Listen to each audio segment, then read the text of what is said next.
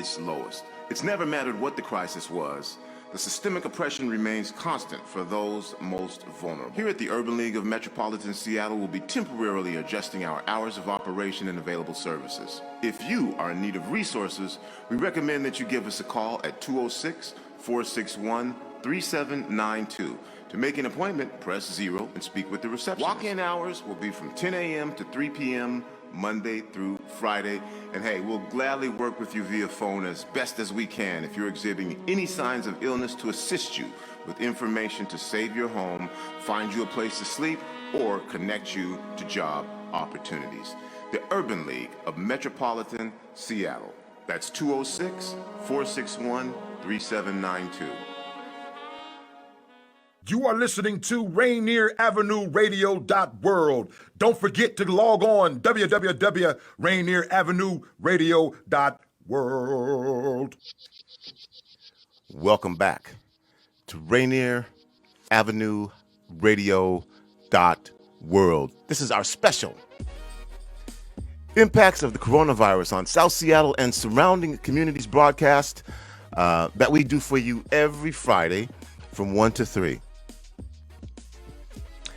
If you are just tuning in, we just finished a call with Ms. Victoria Beach about the BLM protests in Seattle, and she says that they were hijacked. And she had the opportunity to share her story. If you saw it on Como, you may have seen an elderly woman surrounded by a group of white folks, kids, dressed in black, and she pushed one of them. There's a whole lot went on before that, and she did not excuse her actions and said that she didn't understand who that person was either. But listen to the story and you'll go back and then you can judge for yourself. What we do here is we provide you with the platform to share your stories. You're not going to find this on mainstream media, but you know you can find it on Rainier Avenue Radio. That's how we get in. And joining me on the show now, Mr. Hugo Garcia. Hugo's an economic development professional with 18 years of professional experience in banking, financial services, and community development. He's also, and I said this last time, and I'll say it again, was the public announcer at Sounders games for 3 years. Hugo, how are you? Doing fantastic, Tony. Thanks for having me. Excited to be here, able to share with the Rainier Avenue Radio listeners as well. All right. So if anyone wasn't here last time you joined the show, what was it like to be an announcer for Sounders games? It was a ton of fun, man. When there could be games. Yeah, for sure. As an immigrant from Mexico, soccer is in my DNA, and being able to share that passion locally with the local Seattle squad and announce big games. I got to announce some games that even included a national team, the U.S. national team playing against some of the best teams in Latin America. I got a chance to do a classic golazo, goal calls. So it was fun, man. Really excited to be able to be a part of that experience. The impact of the coronavirus on unincorporated King County obviously has been the same as anywhere, and probably exacerbated because of the communities that live there. And we know, due to systemic racism, that exists, despite the counter conversation that there is no thing as systemic oppression. It is very clear that we live in two different Americas, and so I'm not saying that as a way of saying, hey, this is my opinion. It just is what it is. And so I'm talking to people who already know this. But the impact of the coronavirus on unincorporated King County, can you start off by telling us what that's been like for businesses in that community? Yeah, you're spot on. Completely agree that the impact that has been amplified by the systemic racism that we've experienced over the years has been felt even that much more in unincorporated King County and some South King County communities as well. As someone who grew up in unincorporated King County, firsthand knowledge of what that feels like. And, we're seeing that today reflected in COVID case infections that tend to be more highly affecting our Black and Brown communities, especially immigrant communities. And a lot of that is because of the inequalities, and our folks having to work a lot more um, in jobs that tend to be in public spaces. My an example, I have my dad. He was working at a grocery store still at 73, hardworking immigrant, helping bag groceries, pay bills, and he luckily, thankfully, he's able to isolate and hasn't been working during this whole time. But that's not the same for everybody, and more of our families are having to make decisions that will put your health at risk. So, I'm very proud to be able to represent unincorporated King County at the King County Local Services Department, where a lot of the resources and help traditionally hasn't come in at quite the same speed as cities tend to get it. Usually, city of Seattle and bigger cities will, get a lot of resources out to the community members in their cities. But historically, unincorporated King County generally got that support last because there was no advocacy, no city hall that you could go to. But now we do have this Department of Local Services where I'm focused on supporting the small businesses. And we've already previously shared with you about the direct grant opportunity to business owners, which we're actually finishing and working hard to distribute our second round of funding that will be going out and is still and has been going out over the last 2 months. But now we wanted to focus on supporting the help and the community organizations that help our small businesses, and that's our chambers and community-based organizations. So this grant program is specifically to support those organizations that have been doing marketing and technical assistance support for their local businesses, specifically in unincorporated King County. So in communities like Skyway, like Fairwood, White Center, East Federal Way, and even Vashon. Most people don't realize, but the entire island of Vashon is unincorporated. So that's what this program's about. We have about $150,000 that we are looking to deploy to chambers, community development associations, downtown partnerships, any org that's supporting small businesses in unincorporated King County. Now, I have some breaking news. Yeah. I have some breaking news. There was a glitch on our show last week. It just so happened when we were having this conversation. That's right. And then there was a glitch in your computer system or something like that. In your what? Yeah, county websites had some technical difficulties a couple of days back, and it didn't provide consistent access to our website application. So, as is now tradition on your show, the breaking news for sure, as something that our director did last time, we are making an extension on the deadline to apply. This program was supposed to stop taking applications today, but per Rainier Avenue radio tradition, we are extending that to Friday next week. Oh, that's right. You now have a few more days to get these applications in to Friday, the 6th of November. So please check out our website. You can do a Google search of Local Services Chamber Grant, and it should take you right to our website. I'll share the link here with you on our Zoom chat so it can be shared on your social media accounts as well. You can also email local business grants at kingcounty.gov. Again, I'll repeat that. It's local business grants at kingcounty.gov. And we'll be happy to forward you both an application or a link to the online application that is much better and recommended.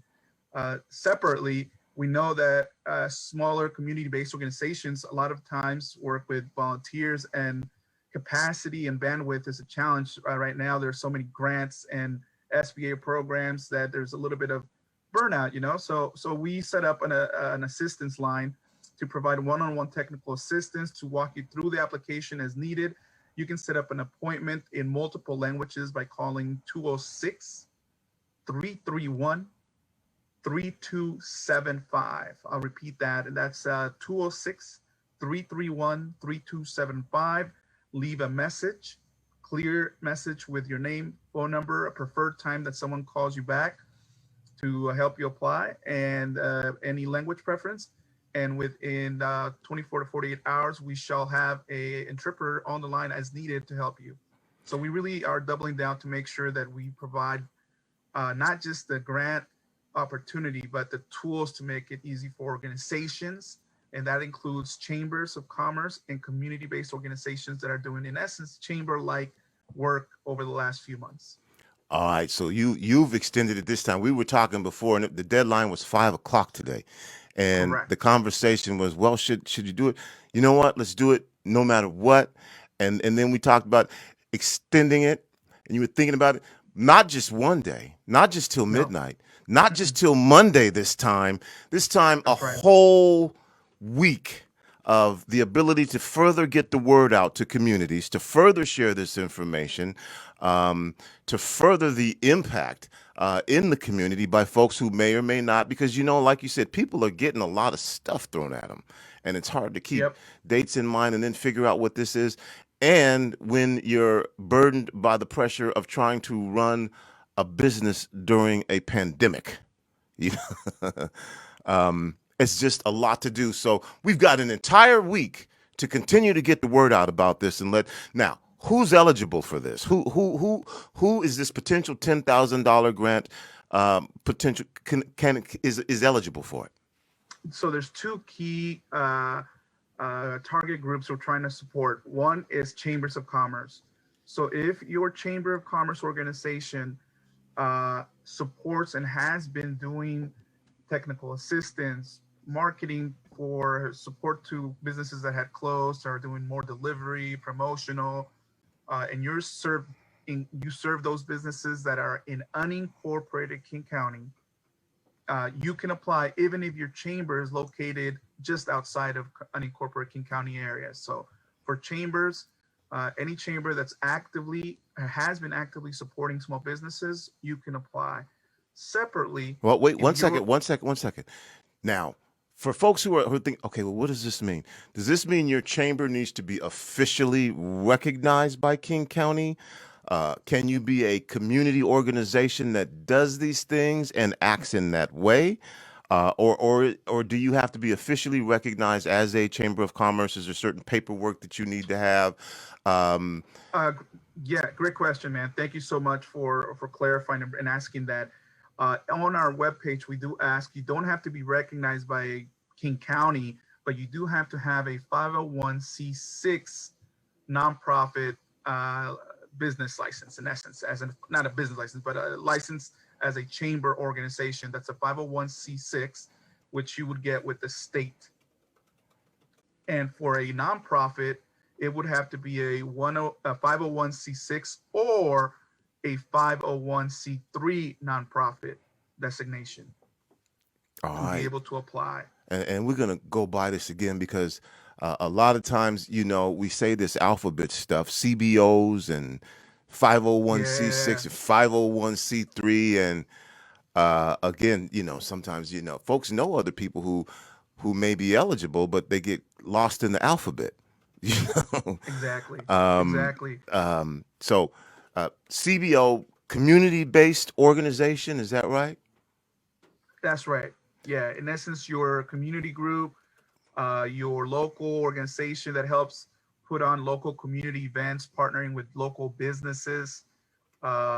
Is some of the more well-known ones, I guess, in unincorporated King County. You have let's see, you probably have heard of the White Center Community Development Association.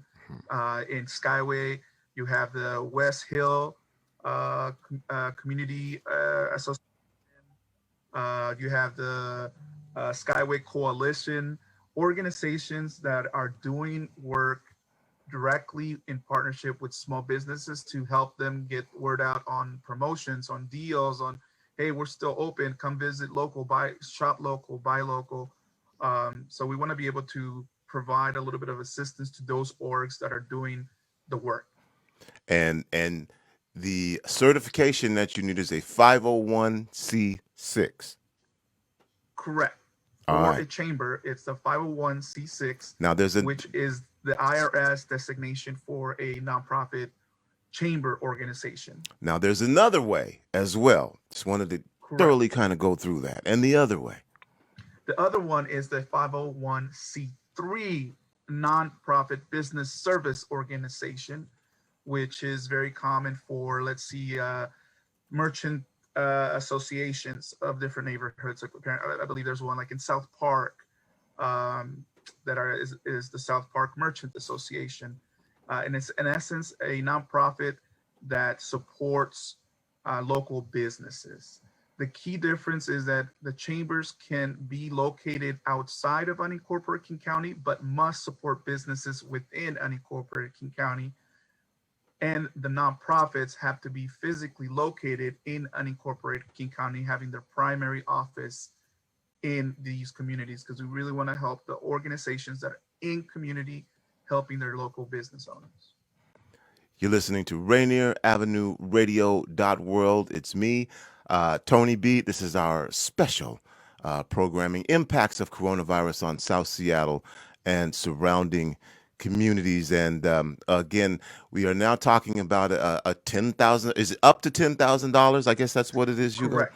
Up to 10. It is. It's up to $10,000. Up to $10,000. We have roughly $150,000 that we want to make sure we deploy ASAP. So this money will be going out. So hopefully we have local organizations and chamber groups that you can get the word out to. Business owners, if they have their local go-to person at their local chamber, let them know, because this will help them continue to support initiatives for carry out, delivery, hours updates. I know there's a lot of communities that are putting together holiday boxes so you can buy a gift of products from your local neighborhood shops instead of just going to a big retailer. So things like that are what we're trying to encourage and support with a little bit of funding. All right. And again, the breaking news, everything you may be reading says October 30th tonight at midnight, right? Yeah, we have now made it official. You can now look on our website, and it's now extended to Friday, November the 6th to 5 p.m. So it is a little bit different on the hour, but it's still, we added a bunch of days. You have a lot more time, but I would highly recommend to don't wait. Work on it a little bit this weekend, maybe first thing Monday or Tuesday. You're welcome to reach out to our team to assist. You can email localbusinessgrants@kingcounty.gov, or you can call 206-331-3275 and set up a one-on-one appointment at a time that best fits your schedule. All right. I'm going to talk a little bit to you personally here in a second, man. But first of all, this is real, folks. So share this with your community members. Share this because you never know who might know somebody who'd be eligible for this. We're talking up to $10,000, and they're trying to get rid of this money. I don't mean it like that, Hugo. I know you're not looking at it that way. I know, but we are, though. They're trying to get this money into businesses that need this money. So this isn't going to be a long, drawn out process. And this is real. I'm telling you, we were, just like, hey, do you want to be on the show again? Can we do it again? Well, I don't know. It's, it's going to be close to time. And then, well, let's just make it happen. And okay, well, let's, we did this before. And then, wow. And then you come through this time and providing people with this opportunity. So the reason why I say that and I share that story, that this was really a last minute deal, but you're giving people more time. And Hugo, one of the reasons is, man, we're caught up. We're focused on an election that's bananas right now. Yeah. You know what I mean? And people have a lot of things on their mind.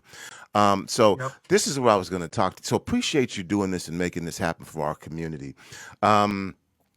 Why do you do this type of work? You shared with us a little bit of your background. And what does it mean for you to be in this position? It's very personal, man. It's very personal. My parents, I'm a product of a small business. I wouldn't even be here in Seattle or America if it weren't for the greater Seattle community enjoying, some tacos and Mexican food. But my parents struggled with finances of a business. They struggled with understanding cash flow and understanding how to get loans and understanding credit with banking and getting overdraft fees, it was a stress that it, and as a kid, you notice it. And I was their main interpreter or translator as a kid. When they had calls with the banks, I would be the one on the phone helping translate and interpret those things. So I wanted to, as I got older, I wanted to be able to basically help folks so that it wouldn't be such a challenge for others as it was for my folks. Because we were very fortunate to have a lot of opportunities. So that really drives me to make sure that we support locally, and there's a lot of stuff going on at the national level, a lot of things with Congress, and being able to represent the unincorporated communities like White Center, Skyway, even rural areas like Vashon and Falls City, and get funding from the U.S. CARES Act, which people hear about it, they haven't decided what's its funding. That actually is what this money is from. It's from our federal funding to support emergency response, deploying it here locally and being able to support the areas that historically haven't received a lot of our grant opportunities, specifically for unincorporated areas, is something that drives me being in this work and being able to share with you today. All right. You know what, man? It's nice when the right person is in the right place. Couldn't agree with you more. It makes a huge difference when someone is personally invested in where they're at and what they're doing. So again, I want to give you the opportunity for some final words here, but before we do that, what would you say to your community, being in the position that you're in? They're hearing all of this information, and they're thinking, "Ah, you know what? I'll never get it. It's not gonna be. This stuff doesn't work for me. It's gonna be too difficult. It's gonna be too hard. They're gonna be asking me for things that and I'm not going to do it." What would you say? Yeah, one is we purposely made this application as welcoming and as low barrier as possible. So it's not intense. It's all online. It's less than 25 questions. There's not a request for years and years of financials being uploaded. You don't have to really upload anything. It's all something that you should be able to get done within 45 minutes to an hour and a half. But I definitely get the mistrust and this encouragement. I mean, that is there by purpose. Especially when you say federal government. Right, exactly. There's a lot of reasons why people aren't trying to get down with the federal government. That's a whole nother show, but you know what I'm saying? Right. Oh no, I'm picking up what you're putting down without a doubt. And as someone myself, prior to the last 4 years, I was a bit of a skeptic myself. I didn't really get involved locally, but the one thing I would say is at least get to know your community and the local government that is supposed to service you and take care of your local community needs. If you're in a small city like Buren or Tequila or SeaTac, get to know who is your representative, your council members, and your community commissions. Most cities have these groups that you're able to just be a part of, check out the meetings, and you can stay involved locally to understand what potential funding opportunities or service opportunities are there. It's something that I personally have done more and more on my own personal time, having been annexed to the city of Buren when I first was very fortunate to have a home in White Center. I've gotten involved, and I follow, on an evening, I'll follow an hour of the council meeting to find out, hey, is this a sanctuary city ordinance, something that it can impact my community? Are there going to be more things that I should be aware of? So do that, and especially when our local services areas for unincorporated King County are out and about trying to learn and support more about Skyway, about White Center, Vashon, Fall City. There's going to be more remote town halls, sub-area planning meetings. I know it all sounds wonky, but it's really critical to just be present and try to pick up as much as you can.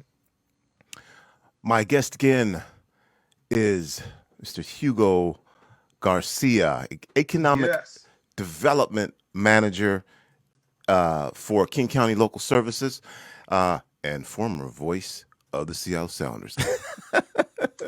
Public announcer. So I wasn't on the radio, I wasn't on Okay, TV, but I was public in the announcer, but stadium. that's still that's I the just want to make sure I that's the big clarify that. okay. And I was your Spanish announcer. So when you walked into the game and you heard "Bienvenidos hoy al estadio de CenturyLink Field para el partido entre los Sounders." That's the voice of the Sounders. Some Quit other team. playing, man. Quit Yeah. playing. Just take Yeah, it. Just that was me. take the compliment.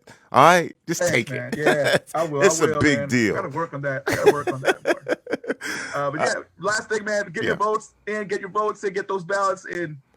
Super important. Okay, and really quickly for me, man, rehash this breaking news. What are we talking about? What was the reason for this conversation today? Chamber and community-based organization, up to $10,000 grants for your local chambers or community-based organizations that are supporting local businesses in unincorporated King County.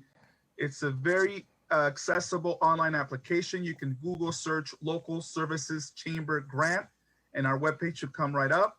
Or you can email us at localbusinessgrants@kingcounty.gov.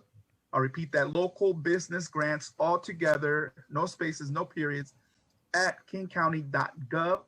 Or you can call 206-331-3275 to set up an appointment. It is a message line where you leave a voicemail with what time you want us to hit you back, what application you want assistance with in language, and we can call you back to get that application in to get potentially some help for your organization to further support your local businesses. All right. I'm going to talk about some things that we've got going on here. It's been great talking to you. You don't got to go. You can actually hang on and hear what we got coming up if you want to. Yeah, man, I'm always down. I enjoy the work that you put down, so I'll stay on for a couple more minutes. I do have to get ready to go visit Skyway with some folks to check out some of the businesses there and do some economic development work. Okay, so, well, it's going to be like I'm talking to you, but I'm talking to a whole bunch of other people now. Too. Love it, man. All right. So, again, Tony. Check tonight at 5:00 is Washington Referendum 90 debate, the sex education in public schools measure. We're going to have folks from Approve and, they're called approve90wa.org and parentsforsafeschools.com, pro and con to this issue. I know people don't like to talk about the politics. I'm not asking you how you're voting, but have you made up your mind about that yet, Hugo?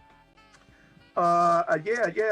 I'm familiar with it. I submitted my ballot. I follow a lot of education. One of my brothers is a teacher. He teaches 4th grade locally here at the Highline School District. And my other brother just recently got elected to the school board for the Highline School District. So I'm following it. Maybe I shouldn't get too much into the politics of it, but I'm in support of that particular referendum. Okay, sure. You're free to give your opinion if you want to. I wouldn't put you on the spot. Yeah, and again, it's my personal, not reflected with my day job. Yeah, you got to make sure of that. That's not my job. That's your job. That's right. So the Washington Referendum 90 debate, sex education in public schools.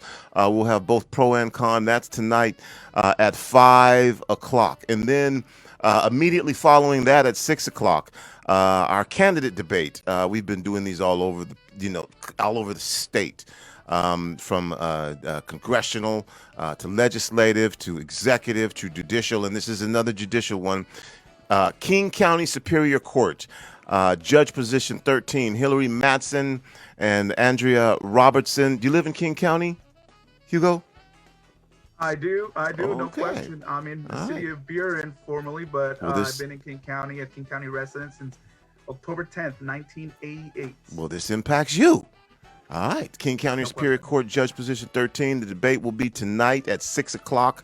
Hillary Madsen and Andrea Robertson. So don't miss those opportunities to get more information on who you want to vote for. R90, we'll have both pro and con here, and that's the sex education in schools referendum, and then position 13 as well. 5:00 for the R90, and 6:00 for the justice debate.